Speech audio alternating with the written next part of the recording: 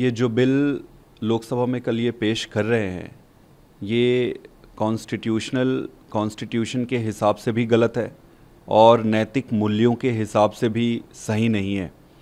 इन्हें तो ये पेश ही नहीं करना चाहिए था। बट ये अगर पेश कर रहे हैं तो पूरा विपक्ष और पूरा इंडिया प्लेटफॉर्म जो है वो सब मिलकर इसका विरोध करेंगे।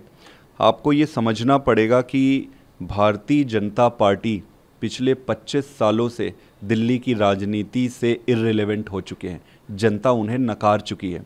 इन्होंने हर संभव प्रयास कर लिए यहाँ पर चुनाव जीतने के। पिछले विधानसभा के चुनाव में तो इनका जो एक्सपर्टीज़ है, इनका जो दंगा करा के लड़ाई झगड़ा उपद्रव करके चुनाव जीतने के एक्सपर्टीज़ है, वो भी कोशिश कर लिए, उस पर भी ये फेल हो गए। अब इन्हें पता चल गया है कि दिल्ली में जनता इन्हें पसंद नहीं करती है और इनकी राजनीति वापस नहीं आ सकती है।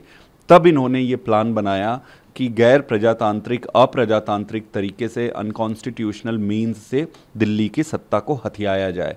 और ये जो बिल है ये उसी का एक तरीका है गैर प्रजातांत्रिक तरीके से कब्जा करने का। इसके माध्यम से ये कई सारी चीज़ें कह रहे हैं। ये कह रहे हैं कि एक एक्सपेरिमेंट कर रहे हैं दिल्ली में।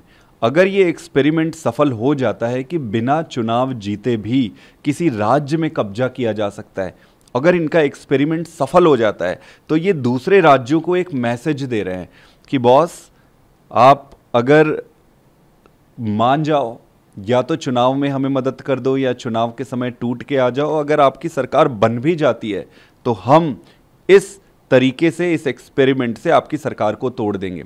एक और है, सुप्रीम कोर्ट ने यूनानिमस तरीके से एक डिसीजन दिया थोड़े दिन पहले कि दिल्ली की चुनी हुई सरकार है, सर्विसेज पूरी तरीके से कार्य पालन करने की पूरी प्रक्रिया, पूरा अधिकार, पूरा ताकत चुनी हुई सरकार को होना चाहिए। इस बिल के माध्यम से वो माननीय सुप्रीम कोर्ट की भी अवमानना कर रहे हैं। हर दृष्टि से ये ना सिर्फ नीतिगत नहीं है बल्कि अनकॉन्स्टिट्यूशनल भी है।